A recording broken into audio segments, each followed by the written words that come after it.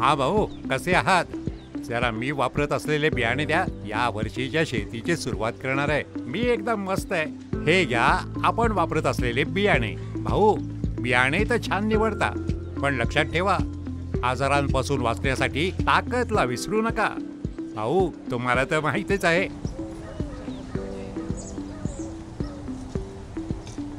भाऊ, बियाणे तर घेतले मी. आता तुम्ही मला चांगला मोटर पंप दाखवा. नक्कीच भाऊ. हा घ्या टॉप क्वालिटीचा मोटार पंप.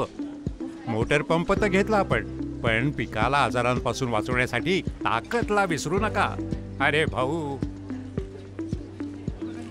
ऐका, सगळी तयारी झाली ना? आणि ताकद तर विसरले नाही ना? नाही भाग्यवान, ताकदला कसे विसरू शकतो? हे तर खूप गरजेचे आहे. माझ्या शेतीचा मूळ मंत्र आहे ताकद. रॅलीचे विश्वासू बुरशीनाशक आहे. ते विविध पिकाला विविध रोगांपासून वाचवत आले आहे. ताकदला कसे विसरू शकतो? ताकद बहुआयामी बुरशीनाशक आहे. ते प्रभावी आणि विश्वासू आहे. आणि आपण आवश्यक गोष्टींना कधी विसरतो का? बरोबर आहे.